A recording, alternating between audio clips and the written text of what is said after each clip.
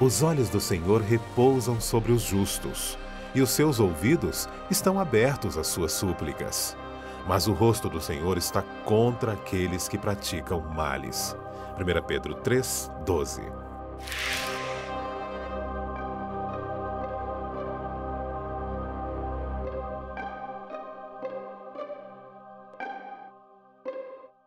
Olá, amigo da Novo Tempo, está no ar o programa Lições da Bíblia. É uma alegria falar com você através desse programa que sempre estuda a Palavra de Deus e faz com que a vontade de Deus seja compreendida para a sua vida, para a minha vida, para a vida de todos nós. Obrigado pela sua audiência e hoje nós temos a alegria de discutir mais um assunto das cartas do apóstolo Pedro, já que você já sabe, nessa temporada nós estamos estudando a vida desse apóstolo, os seus ensinos, aquilo que ele deixou escrito, e ele que foi um homem inspirado por Deus, escolhido por Deus, deixou conselhos maravilhosos para a gente. Como eu já disse, você é muito bem-vindo e você já sabe que a gente sempre recebe amigos aqui no programa e eu tenho o prazer de receber mais dois hoje aqui. O pastor Alexandre Menezes, tudo bom, pastor? Tudo bem, pastor. Uma alegria recebê-lo aqui no programa Lições da Bíblia, seja muito bem-vindo. Obrigado, pastor Lanza. Maravilha, o pastor Alexandre Menezes, ele é o pastor responsável, nós chamamos de presidente, é o líder da Igreja Adventista para o sul do Maranhão. E ali tem uma obra maravilhosa de trabalho que, com certeza, o nome de Deus tem sido honrado. Aliás, pastor, quantos membros adventistas você tem nessa região do sul do Maranhão que você cuida ali? Olá, pastor Lanza, telespectador também. É um privilégio para nós participarmos desse momento tão especial. Hoje, a missão sul-maranhense é composta de 50 mil membros espalhados ali no território. 70% do Maranhão pertence à missão sul-maranhense. É um campo muito extenso. Nós temos ali atualmente 39 pastores que cuidam da região e uma membresia de 50 mil membros. É um número excelente, né? Uma igreja vibrante, nós já estivemos lá com a caravana da Novo Tempo, foi uma maravilha, uma bênção aí, aquilo que nós vivemos naquele grande final de semana que estivemos por lá. Pastor, muito bem-vindo, um abraço aqui a todos os amigos aí do Maranhão, representados aqui pelo pastor Alexandre Menezes. Também eu recebo o pastor João Lorini, muito bem-vindo, pastor. Obrigado. Prazer recebê-lo aqui no programa Lições da Bíblia, primeira vez que você vem aqui ao programa, não é? Primeira vez, pastor, Uma é um alegria, prazer para mim. Uma alegria recebê-lo. O pastor João Lorini, ele trabalha no Rio Grande do Sul, na região administrativa central, que nós chamamos carinhosamente de Associação Central Sul-Rio-Grandense, e lá ele desenvolve o seu trabalho, o seu ministério. Qual é a área, pastor, que o senhor trabalha ali nesta região da Associação Central Sul-Rio-Grandense? Trabalho na área da Escola Sabatina, do Ministério Pessoal, também a ASA, que é a Ação Solidária Adventista, e cuido também agora dos Espaços Novo Tempo, que é uma extensão da TV Novo Tempo que queremos ter em cada uma das igrejas da nossa região. Que maravilha. Bom, aliás, as áreas que você tem trabalhado lá são as áreas missionárias da igreja, né? Essas áreas que levam os membros a trabalharem para Cristo e se envolverem com o ministério. Certamente. Pastor João, muito prazer em receber também a você e o pastor Alexandre. E eu tenho certeza que você vai gostar muito daquilo que vamos conversar sobre os conselhos do apóstolo Pedro. Eu aproveito esse momento do começo do programa e, já que o programa Lições da Bíblia estuda a Palavra de Deus, convidar a você para estudar a Bíblia de uma forma sistematizada através deste curso bíblico que a gente oferece gratuitamente para você. É a série de estudos Princípios. Ela está no formato revista. Dentro dessa revista você tem temas importantes, sistematizados da Bíblia, para que você possa realmente entender melhor a vontade de Deus.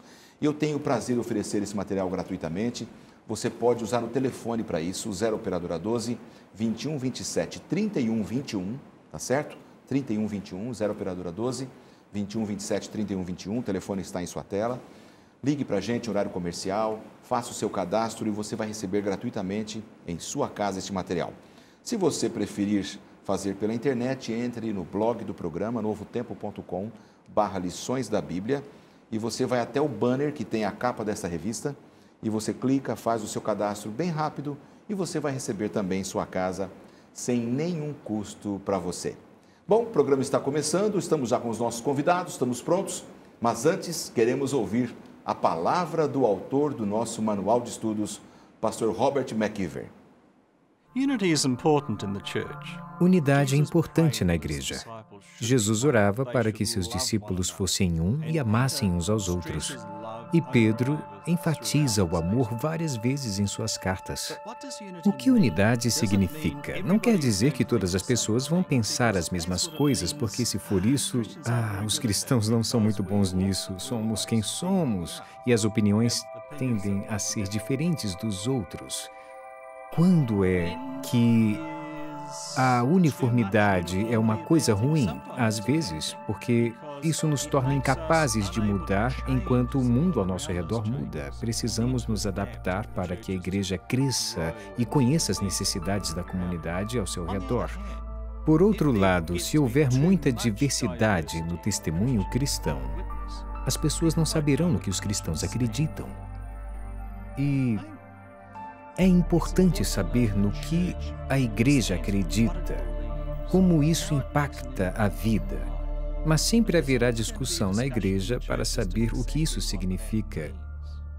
É o tom dessa discussão que penso não ser bom. Estamos preparados para ouvir uns aos outros?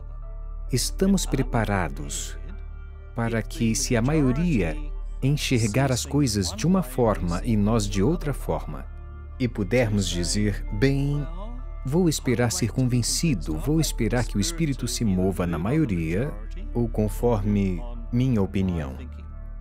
É um desafio à liderança cristã criar um ambiente onde as pessoas saibam no que a igreja acredita, mas também capaz de conversar sobre as áreas em que a igreja deve se adaptar às circunstâncias que virão e para o crescimento do conhecimento nas Escrituras e em Cristo. Jesus orava que eles sejam um em amor. Maravilhosas palavras do pastor Robert e que já dão a introdução para a gente aqui no programa com os nossos convidados. Realmente, viver para Deus deve ser o desafio de todos nós neste mundo, não é, pastor Alexandre? É verdade, pastor Lanza, pastor João.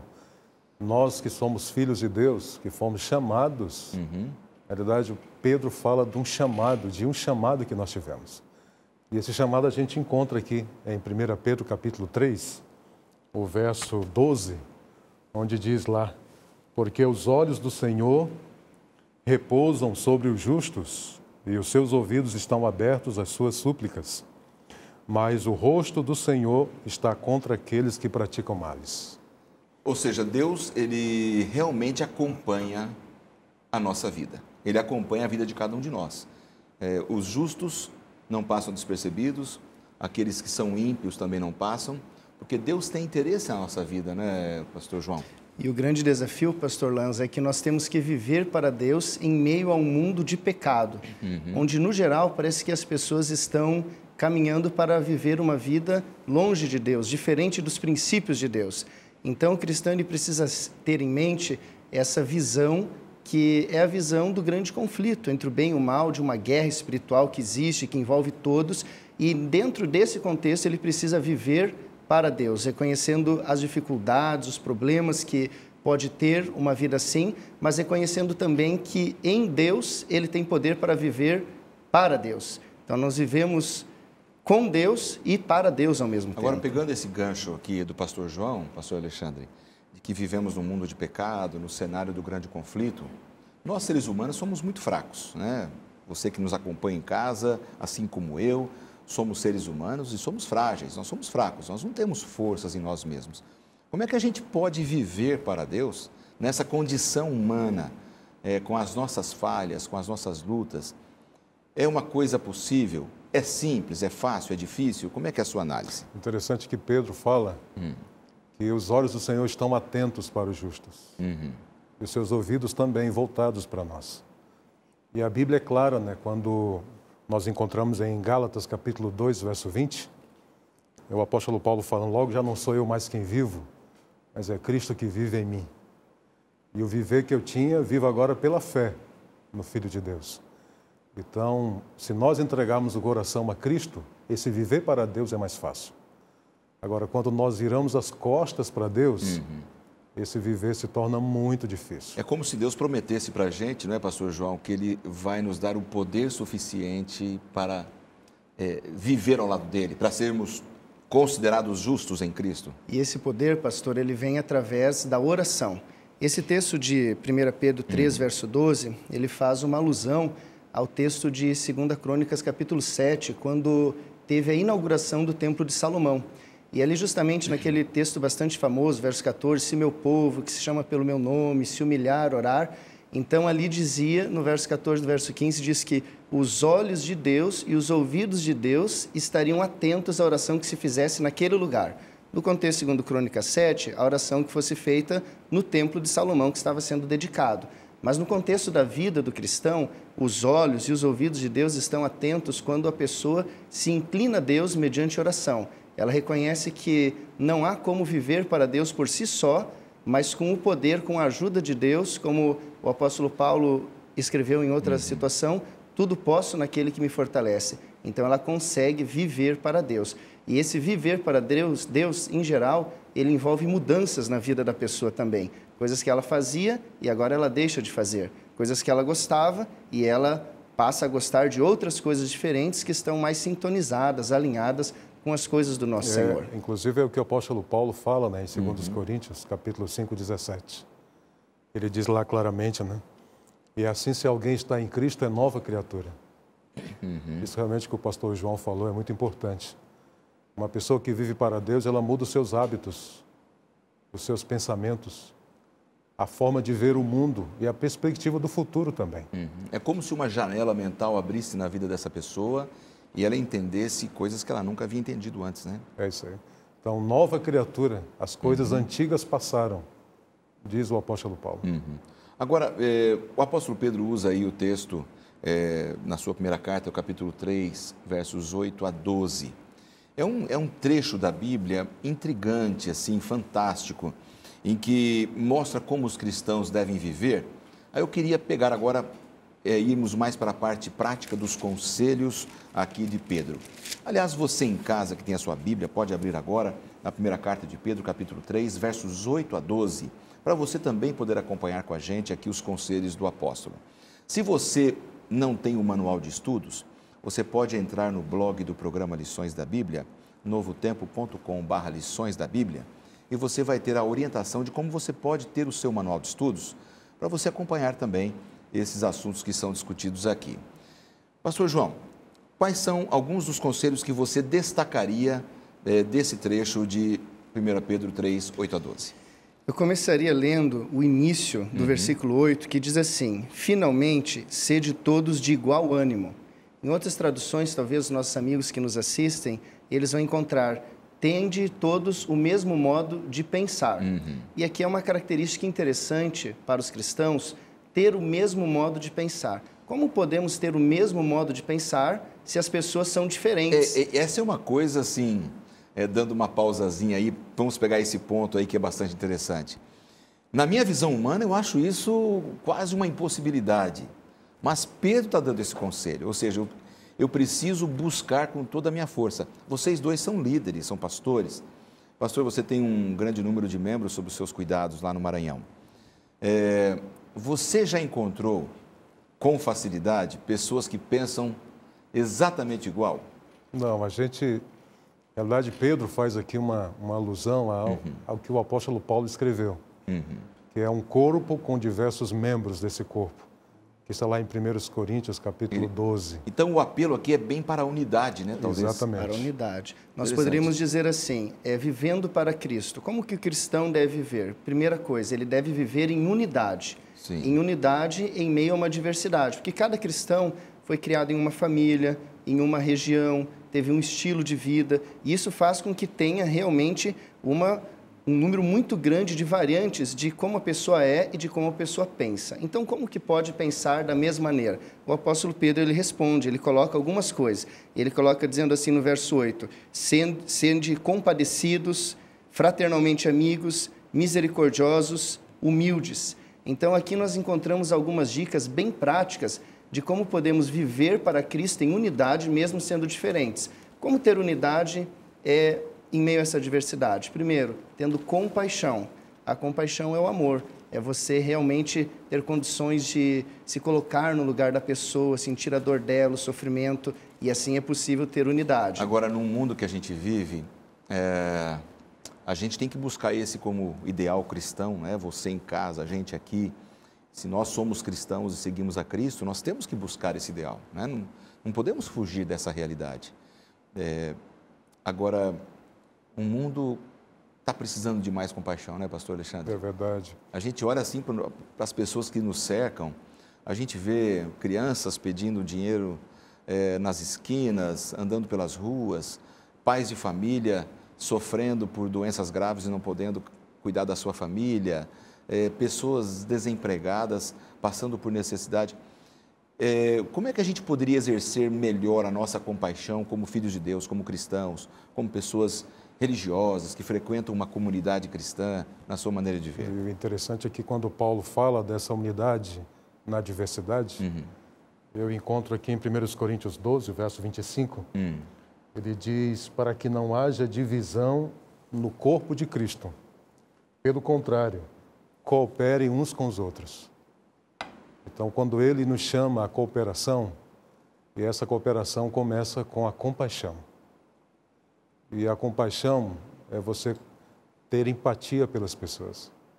A gente vive hoje num mundo onde cada um quer viver a sua própria vida. Ninguém está preocupado realmente com o semelhante. Seria como se nós nos colocássemos no lugar das pessoas, pastor João?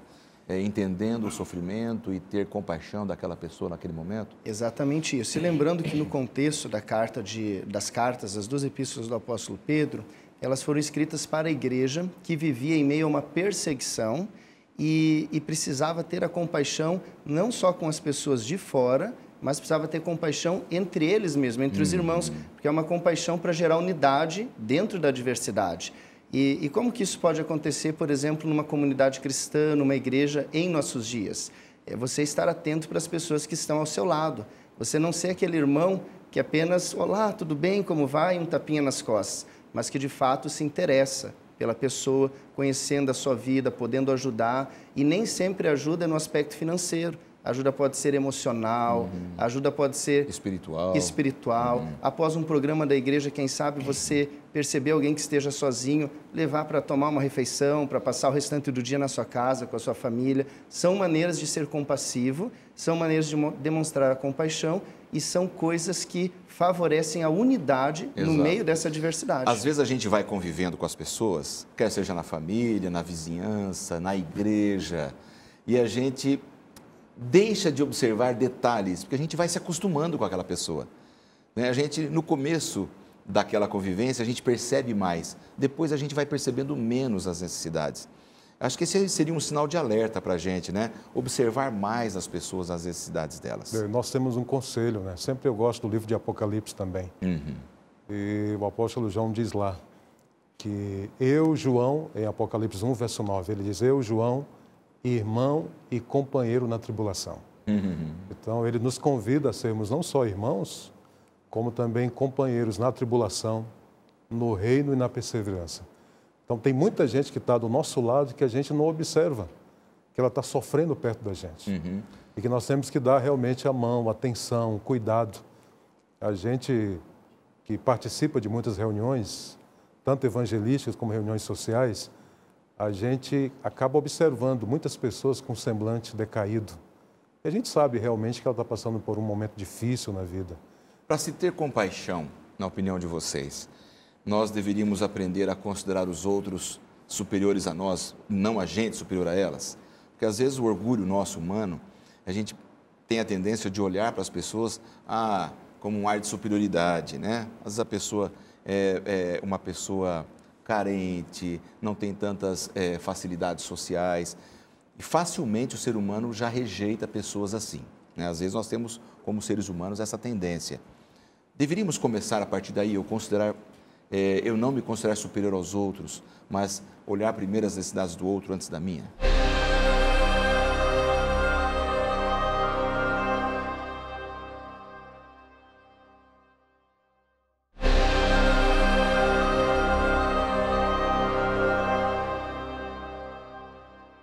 Estamos de volta com o programa Lições da Bíblia, hoje falando sobre um tema fantástico do apóstolo Pedro, como nós podemos viver para Deus. Você aí em casa, a gente aqui nos estúdios, como a gente pode viver para o Senhor? Você tem parado na sua vida para pensar sobre isso? Pastor Alexandre Menezes, pastor João Lorini e eu estamos conversando sobre isso aqui.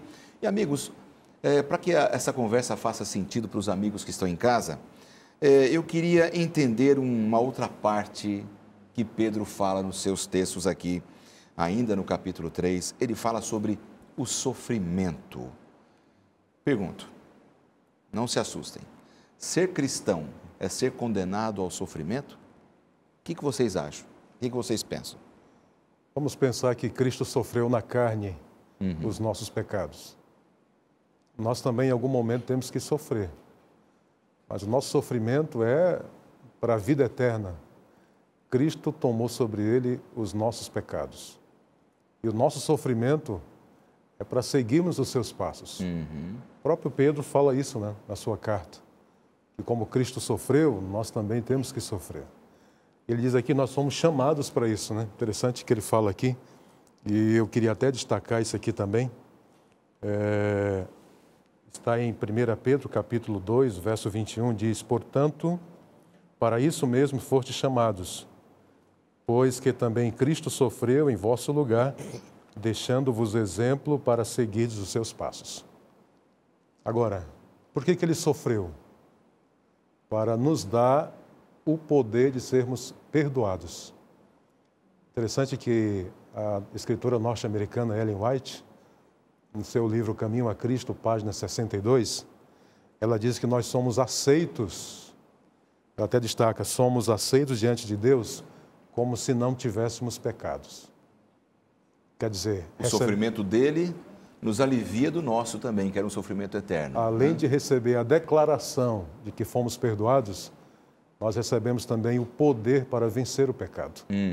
É isso que Pedro está querendo dizer para nós. Pastor João, a sua visão sobre essa questão, dessa parte em que Pedro fala sobre sofrermos na carne também com Cristo, né? Nós vemos aqui que Jesus, ele sofreu na carne para vencer o pecado de uma vez por todas. Inclusive, o termo grego aqui dá a entender que uma vez que ele venceu o pecado, que ele sofreu na carne, foi de uma vez por todas. Então, ele venceu o pecado para ele, mas venceu o pecado para todo ser humano que o aceitar.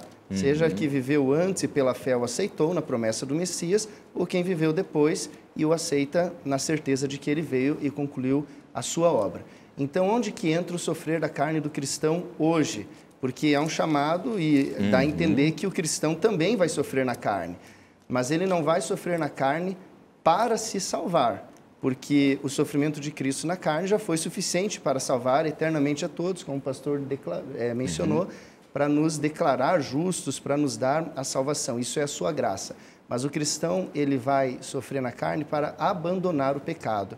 E aí eu me lembro do episódio de Jesus com a mulher adúltera, que levaram a mulher até ele e teve toda aquela situação, queriam jogar as pedras. Jesus falou, quem não tiver pecado, atire a primeira pedra. E quando todos foram embora, estava só Jesus e ela, e ali seria o momento onde Jesus poderia condená-la. E nós não temos todos os detalhes da história, mas eu imagino a mulher com relutância em levantar a sua cabeça e olhar para Jesus. E Jesus pergunta para ela, onde estão os teus acusadores? Foram todos. E talvez ela pensando dentro dele, ainda sobrou um. É o Senhor ainda pode me acusar. Que de fato ela estava em pecado. Mas Jesus então diz para ela uma frase que é muito comum, é lá em João 8 que está relatada essa história, e Jesus diz assim, eu também não te condeno, vai e não peques mais. Então aqui nós vemos o sofrer da carne. Por quê? Porque ao Jesus falar isso para ela, Jesus deu para ela uma promessa e uma ordem. A promessa é que haveria salvação. Eu também não te condeno. Eu sofrerei na carne toda a consequência do seu pecado. Mas vá e não peques mais.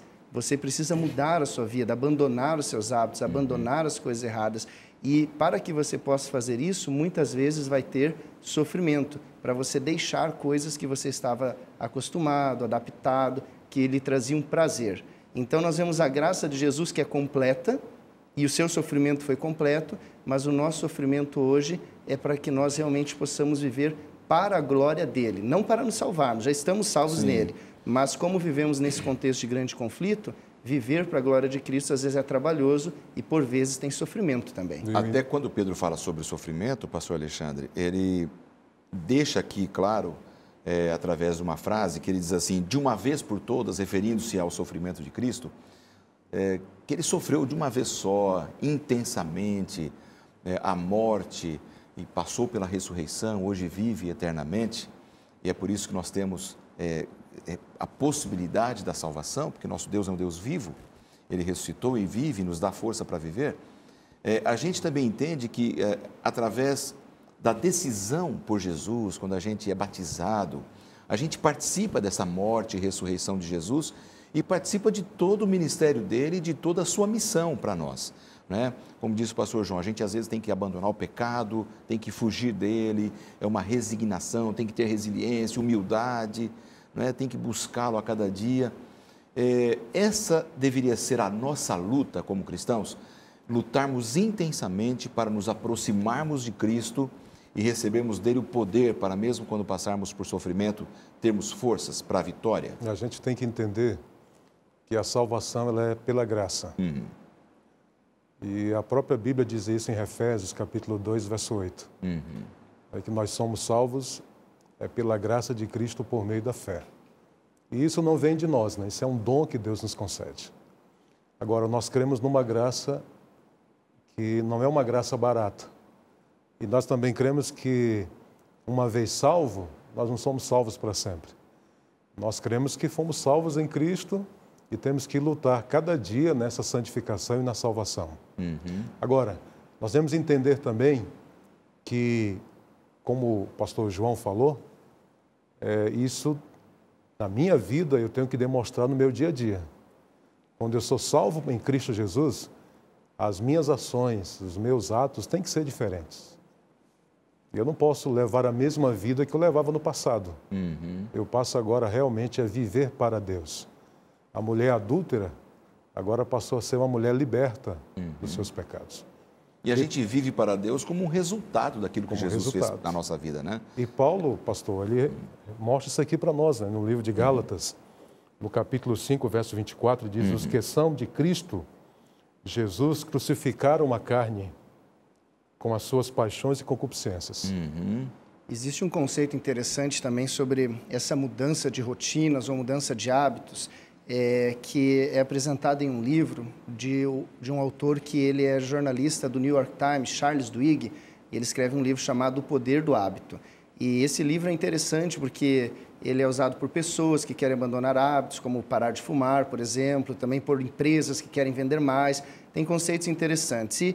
E a ideia principal do hábito é que existe um gatilho, algo que você está fazendo e, de repente, aquilo é acionado, e ao acionar a sua mente entra em um modo de dormência, de stand-by, e ela começa a entrar em piloto automático e trabalha sozinho. E depois disso vem a rotina. A rotina é nada mais, nada menos do que o hábito. E o autor ele ensina assim, se você quer vencer um hábito, você precisa identificar o gatilho e trabalhar eliminando esse gatilho. E ele mesmo conta a experiência dele, que ele estava desenvolvendo um hábito não saudável, que ele comia todos os dias cookies, de manhã e de tarde, no momento de intervalo, porque na empresa que ele trabalhava tinha uma mesinha com bolachas, cookies e tal, e ele ia ali e comia. E aquilo não estava fazendo bem para ele não estava gostando, e ele descobriu qual era o gatilho. Quando chegava determinado horário de manhã, ele sentia vontade de se sociabilizar. E então ele ia à mesa de cookies, que era onde as pessoas estavam ali, tinham parado o trabalho, conversavam, batiam um papo, e enquanto estava ali, ele estava comendo. Esse era o gatilho, a mente dele entrava em automático, ele nem percebia e ia comendo cookies, e isso estava fazendo mal. Então, ele entendeu que ele teria que trocar a questão do hábito de se sociabilizar. Na vida espiritual isso pode ser aplicado, né? Se você descobrir o gatilho para o seu pecado, aquilo que te leva a pecar, né? Exatamente. E aí que entra, então, o sofrimento na carne. Porque a graça já nos salva, mas Jesus disse, vai e não peques mais. Temos que abandonar alguns pecados. Mas, às vezes, o hábito está tão comum, tão firmado, que a mente entra em piloto automático realmente e você faz, às vezes, sem nem sequer perceber.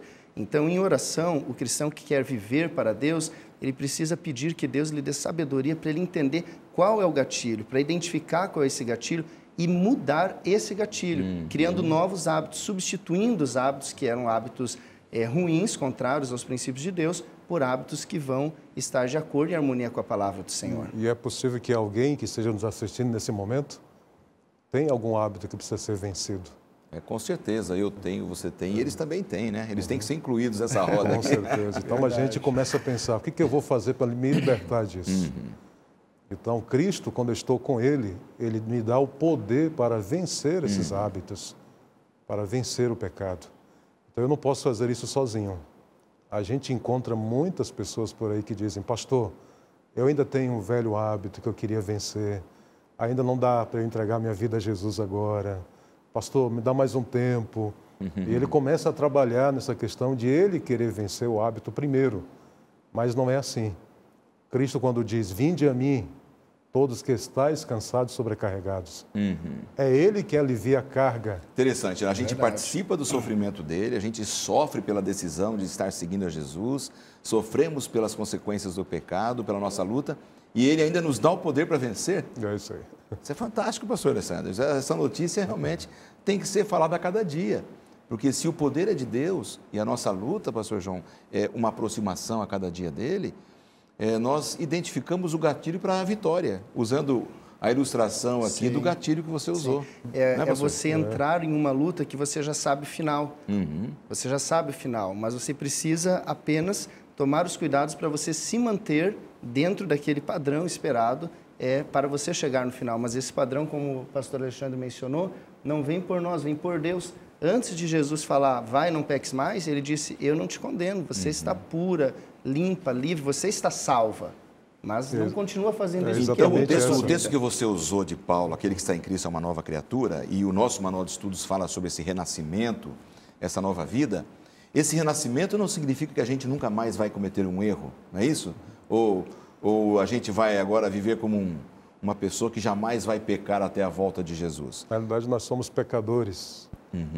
E levaremos esse nome, né, como pecadores até a vinda de Cristo. Mas somos renascidos, podemos nascer de novo e continuarmos pecadores. Essa é a diferença. Não na prática do pecado. Com certeza, essa é a diferença. Porque como Cristo morreu, foi sepultado e ressuscitou, vencendo a morte, nós também, quando participamos do sofrimento de Cristo, quando aceitamos a Ele e somos batizados, como Pedro fala aqui, quando eu sou batizado, eu participo da morte e da ressurreição em Cristo. Então, o batismo é esse, além de ser uma lavagem simbólica dos pecados, é também o poder que me dá para eu pensar, olha, como Cristo morreu, eu também morri. E Pedro fala para aqueles que foram batizados, usando alguns exemplos, olha, fujam das bebedeiras, né? Algumas traduções também envolvem até a glutonaria. Da orgia. Então, a orgia, o pecado da sensualidade, a sexualidade desenfreada. Então, veja, essa é a luta do cristão. Ela continua sendo uma luta, mas a gente consegue identificar o gatilho para a vitória. Exatamente. Né? Existem 3 termos, pastor Lanza, que em 1 Pedro, capítulo 4, 3 a 6, tem a ver com a questão do alcoolismo, do abuso do álcool, que são borracheiras, orgias e bebedices, ou em outras traduções, bebedeiras, orgias e farras. Estão falando, são sinônimos na linguagem original grega, falando sobre a questão do problema com o álcool, que não é um problema novo, é um problema antigo, mas que com o passar dos anos nunca mudou. Ele sempre continua acontecendo e as pessoas continuam tendo essa dificuldade. Mas quando nós vamos para a palavra de Deus, nós vemos claramente que o princípio bíblico é não se envolver com isso, porque a sua mente fica, ela não fica clara para tomar as decisões, não fica clara para viver para a glória de Deus, para louvar o nome de Deus. As pessoas às vezes bebem para ter coragem de fazer determinada coisa ou para esquecer determinado problema. Ela perde o controle da sua mente. E a nossa adoração a Deus, ela se dá pela mente, é uma adoração racional. Então, a mudança que acontece quando você passa a viver para Cristo, se envolvia o álcool antes, passa a não envolver mais o álcool. E assim outras coisas, né? Às vezes drogas, né? Prostituição, né, pastor? E ele fala aqui da prostituição também, né? Falando que não pode haver orgias e nem dissimulações. Ou seja, aceitou a Jesus, você entra por um caminho e vai se negando, né? Como disse Jesus, você quer me seguir? Negue-se a si mesmo, tome a sua cruz e siga-me. Pega o caminho. É interessante que ele fala aqui da sexualidade. O sexo foi criado por Deus, é um dom de Deus para o ser humano. E foi criado realmente para que houvesse prazer, para a unidade do casal, como diz também o manual, e diz também que além da unidade e o prazer, para a procriação. Agora, a gente encontra na Bíblia muitos exemplos onde a sexualidade foi distorcida, onde os próprios personagens, a Bíblia não esconde isso. O que é interessante na Bíblia é isso, que ela não esconde os defeitos humanos. Exatamente porque Cristo veio para salvar-nos desses defeitos e pecados. Nós demos o exemplo, né, de Davi, no seu adultério, e esse adultério foi seguido de um assassinato, que nós encontramos em 2 Samuel, capítulo 19. Nós encontramos também o caso de Ló, quando estava ali vivendo em Sodoma e Gomorra, onde aqueles homens eram levados no seu dia a dia à prostituição. Então a gente vê claramente que a Bíblia, ela revela para nós as orgias, o pecado da sexualidade. E como Deus deseja que a gente viva longe no caminho dele. Vai ser uma vida de luta e sofrimento, mas a vitória vai ser certa. A vitória é certa. Essa aqui é a diferença que a Bíblia mostra para nós, né? Maravilha. Agora, a gente encontra por aí, muita gente pergunta assim, pastor, me diga aí os passos que eu tenho para a salvação. Como se a gente tivesse uma receitinha de bolo. Uma receita. Eu encontrei uma pessoa que falou, pastor, me diga aí os passos. Eu quero me salvar também. E a gente diz, olha, a Bíblia diz que é crer no Senhor Jesus, será salvo tu e a tua casa. O resto anda com ele vai te dar força. E ele disse, pastor, é tão simples assim? Eu falei, claro, mas há também o sofrer na carne. Isso. Você vai ter que deixar muitas coisas que você gosta.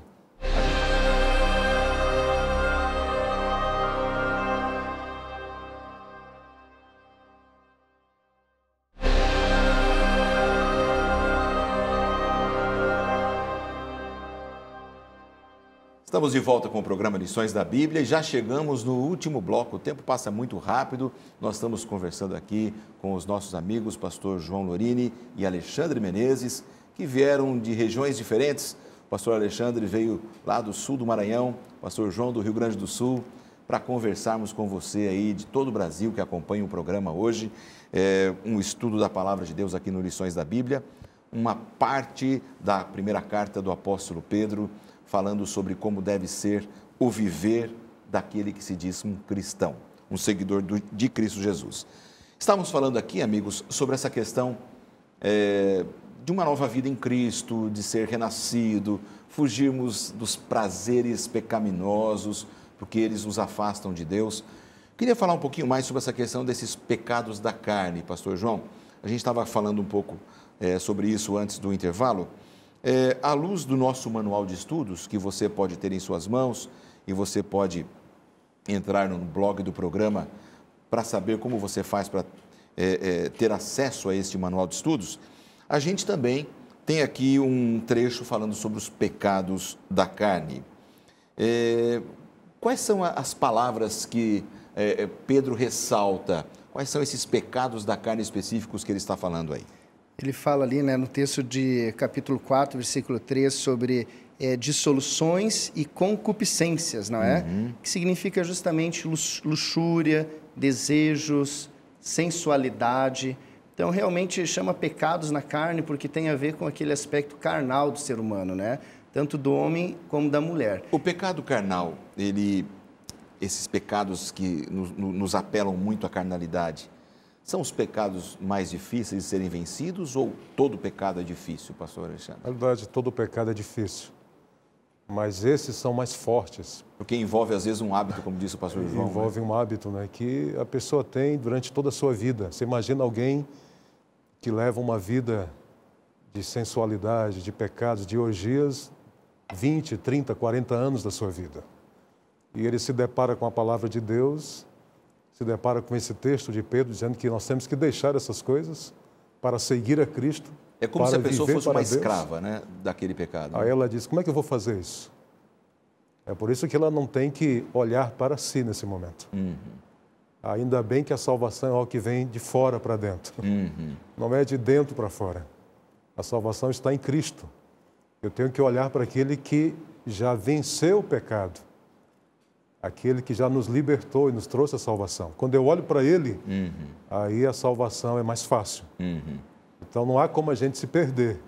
Agora, quando eu começo a olhar para mim mesmo, para as minhas fraquezas, os meus problemas, aí eu não tenho como me salvar.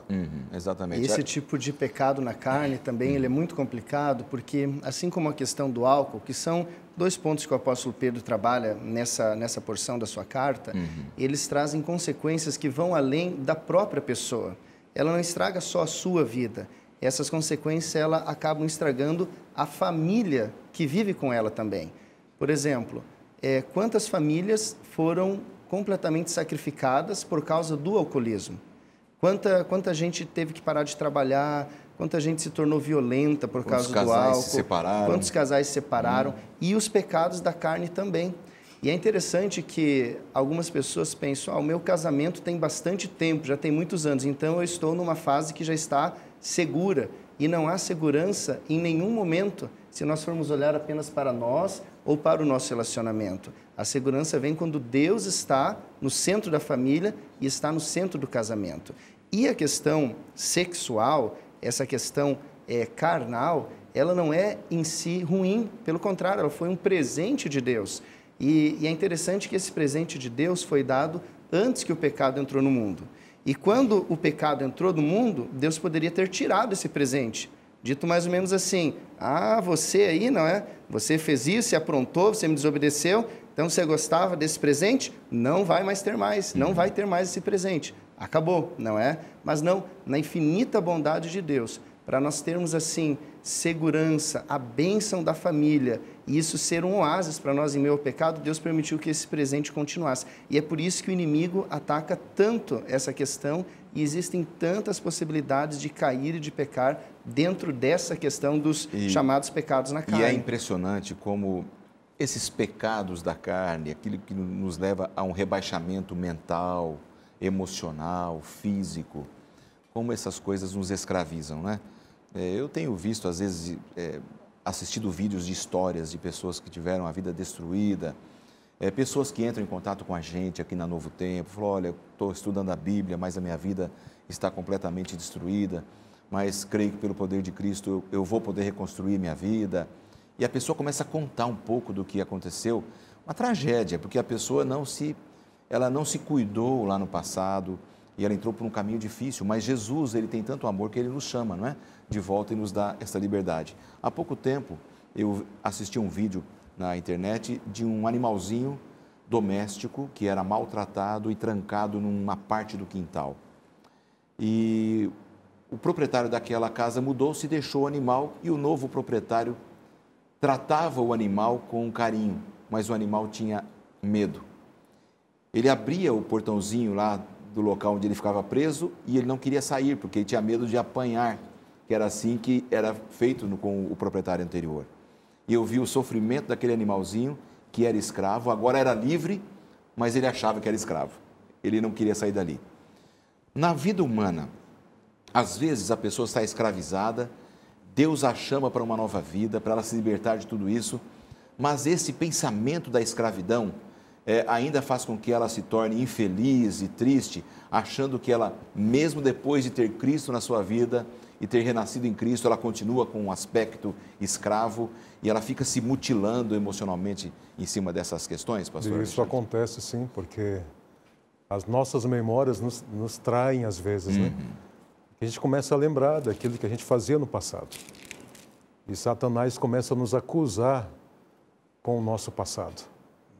E a gente, então, tem que se apegar a Cristo. E essa acusação é mental, né? É mental. Ele vem na sua mente e fala, você não presta, você fez isso. Você fazia isso e agora você quer dar uma de santo, você agora quer ir para a igreja? Quer ir para a igreja, quer ter uma Bíblia na mão, você... O que está acontecendo contigo? Então, ele traz à memória essas coisas ruins do passado.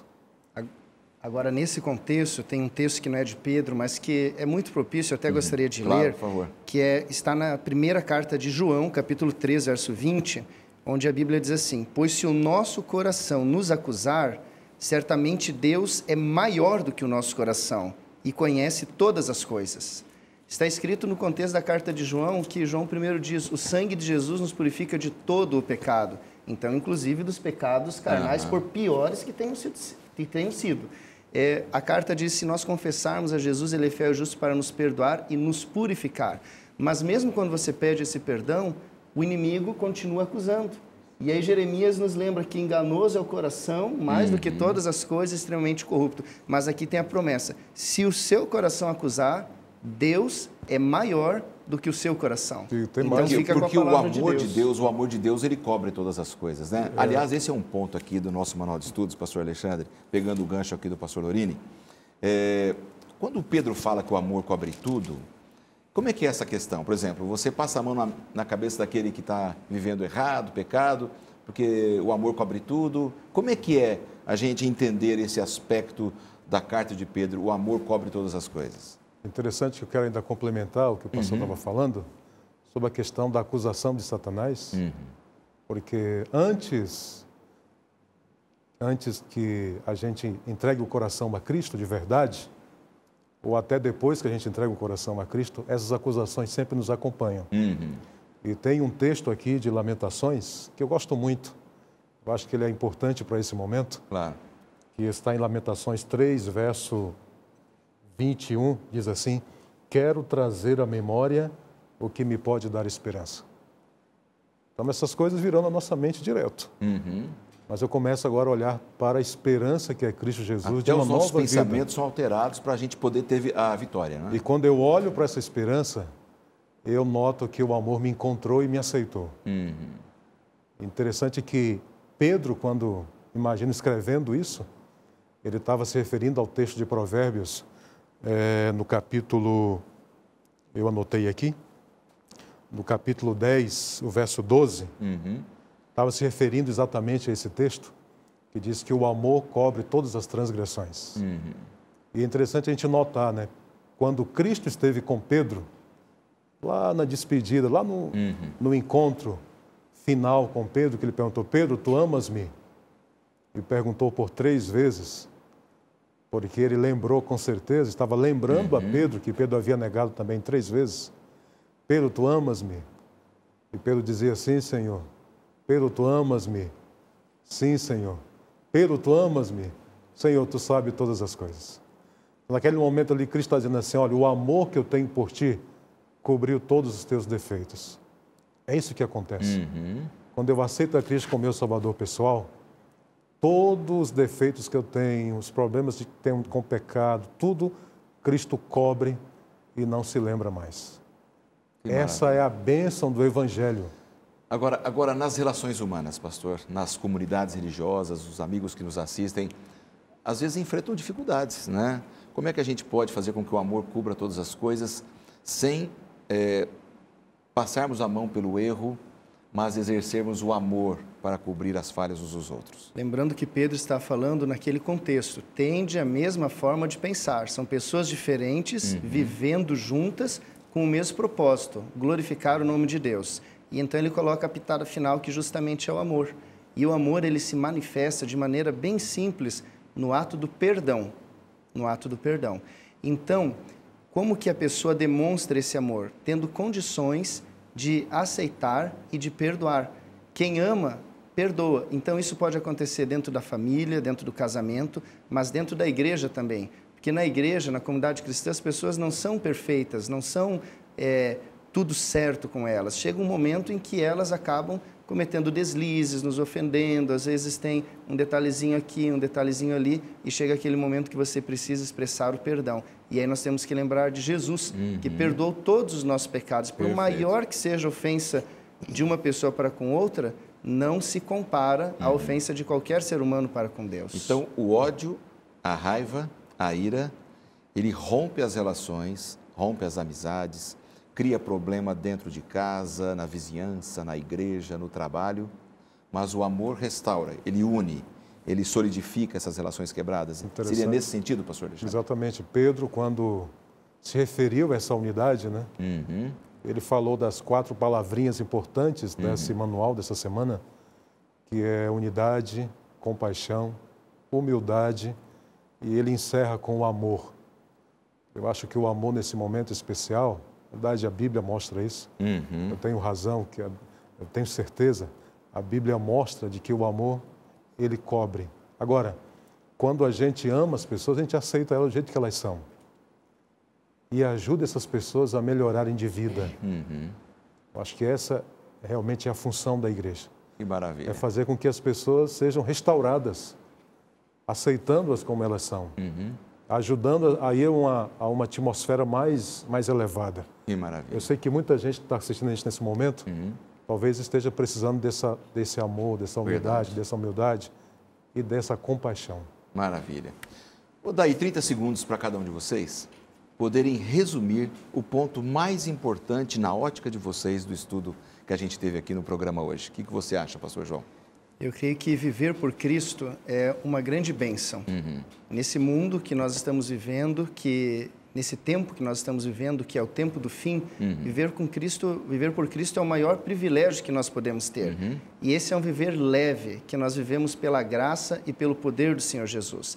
E Ele, que é o Deus do amor, pode nos dar esse amor e nos dar condições de compartilharmos esse amor para nós vivermos em união, em alegria e em amor com os nossos irmãos também, esperando até o dia que Ele volte para nos buscar e vivamos eternamente ao lado dEle, que não só dá o amor, mas é esse próprio amor. Maravilha. Pastor João, obrigado pela sua participação no programa de hoje. Prazer. Deus abençoe o seu ministério. Pastor Alexandre, seus 30 segundos também. Viver para Cristo é entregar a vida totalmente a Ele, sem reservas. E realmente colocar em prática aquilo que a Bíblia mostra para nós, né? Aquele que está em Cristo é nova criatura.